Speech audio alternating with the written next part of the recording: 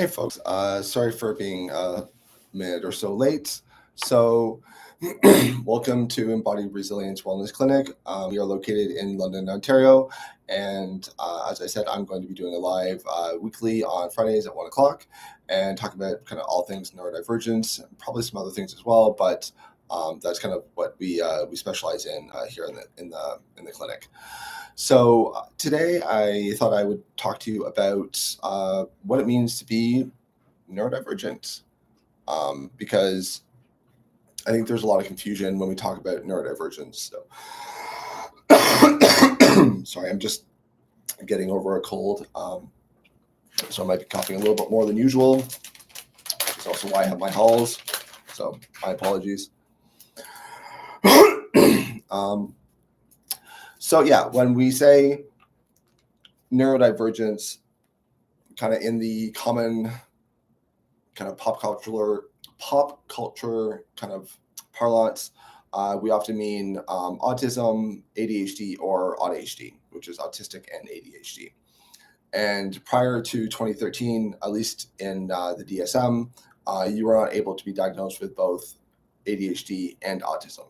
So it's really only been the last 12 years that people that have had both ADHD and autism have been able to be recognized diagnostically through the DSM,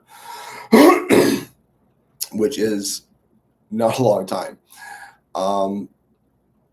But that's, when we talk about neurodivergence, that's kind of like what the general public thinks. So that's the language that we use. Now, that being said, there are kind of different schools of thought. So you have people that think that neurodivergence kind of covers any divergence of mental conditions. So any mental health, so depression, anxiety, really any sort of mental health condition falls under neurodivergence is one camp. Then there's others who think that it is something that is a neurobiological or neurodevelopmental condition, so something that you're born with. So this is not something that you can develop over time. So things like, yes, ADHD and autism, but also things like OCD, Tourette's, bipolar. These are conditions that you were born with. They're neurological developmental conditions. Now, not to say that there aren't things that can't exacerbate symptoms and make it more noticeable as you age, as you get older, but that is kind of the other camp. That's the one that I fall into. I believe that neurodivergence is something that is neurobiological. That, well, yes, there are some people that have a neurochemical imbalance that leads to things like depression, anxiety. Most cases of anxiety, depression, things like that are environmental. Not to say that it's not just as severe, not as disabling, but that they can be cured. With something that is neurobiological, it's not something that can be cured. This is literally the way that your brain developed in utero. Now, what caused that? There are so many different viewpoints out there. There are obviously there's the genetic component. It is huge, especially with autism and ADHD, and those are much more comorbid than we ever previously thought that they were. But then, there's also there has been research that shows that exposure to certain substances and chemicals can also induce autism and ADHD. Again, it's not saying that this is prevalent. It is part of it. It is, again, very, very genetic, but there have been some studies that have shown that exposure to certain kind of environmental contagions can influence kind of the development of the brain in utero as a fetus. So that's something to also be taken into consideration. Now, that being said, does that also apply to things like OCD or Tourette's, bipolar? I'm not sure. I would definitely need to do some more research on that. But it would be my contention that probably would be the same, which is a large genetic component with possible kind of environmental contagion or influence. So that's kind of how I look at neurodivergence. However, when talking about embodied resilience, the clinic, we generally mean autistic, ADHD, or ADHD. Not to say that we can't work with people that have kind of other neurological or neurodevelopmental conditions. We definitely can, but our focus of specialization is on autism, ADHD, and ADHD. Definitely open to kind of learning more about these other conditions as well, and definitely want to learn more about them. But that is where kind of the focus of embodied resilience is at this time.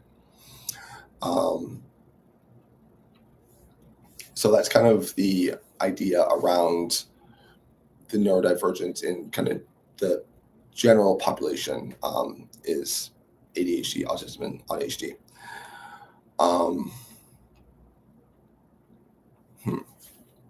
What else can I talk about kind of within that? There are conflicting statistics, but one thing that is often agreed upon is kind of coming up more and more in the research is that there is a much higher comorbidity between ADHD and autism. So that those two conditions co-occur much more frequently than we thought that we used to think that it did. Actually, we didn't think it could co-occur at all prior to 2013. Or maybe some people did, but not kind of according to the diagnostic criteria. So, but we're now learning that is actually way more common. If somebody does present as ADHD, which is autistic and ADHD, usually what happens is that they will be dominant in one or the other. So they'll be either ADHD dominant or autistic dominant. I myself am ADHD dominant, so I definitely have autistic traits. But I know for myself that my ADHD definitely is kind of the dominant side of my ADHD. And that's not to downplay my autistic traits. They are definitely there and very, very much impact my life. But it's just that I've noticed that I tend to fall more into the category of ADHD symptoms being what impacts my life kind of on a more regular basis, at least that I've noticed. Perhaps other people that know me might say differently, but that's kind of what I've noticed. And not to say that, you can't be kind of split down the middle. I'm sure there are, but it's not something that I've really seen a whole lot. Usually it's one is more dominant than the other. And again, not to downplay, the impact that the more non-dominant condition has on a person, but just to help kind of explain and provide some context and clarity around how things are impacting you. If you are ADHD or autistic and you're feeling like this doesn't fully explain kind of everything, it can be helpful to explore, is there a chance that you also are, have either, if you're autistic, that you also have ADHD, or if you're ADHD, that you may also have autism. There's also, this is where it kind of gets tricky, is where there's more cases of people having what's called subclinical traits. So you don't necessarily meet the criteria for a full diagnostic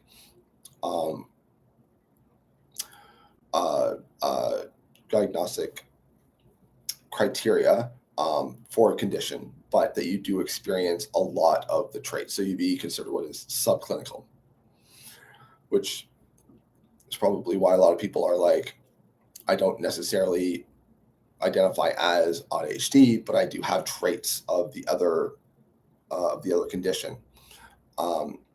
Thing is, diagnostics are a tool, People get misdiagnosed all the time, unfortunately, for a variety of reasons, and I can get into that in another video.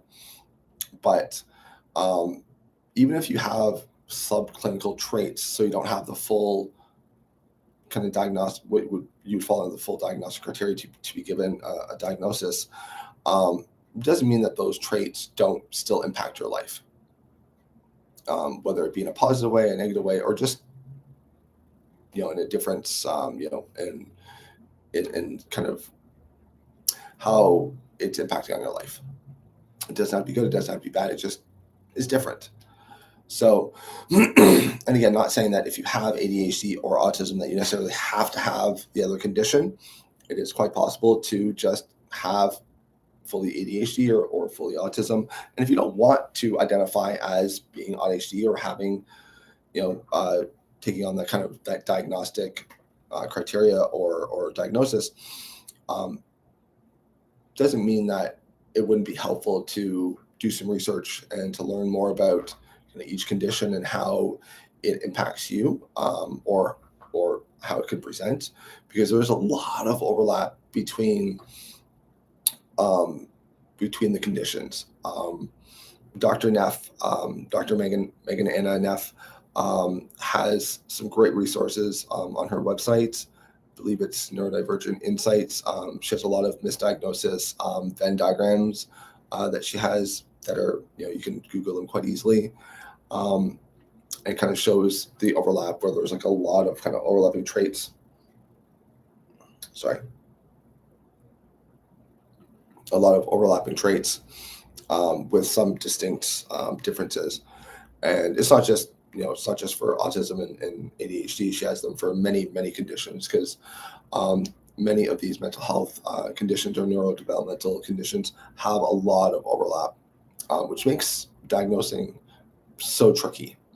So that can be a great resource to kind of reach out to and look into.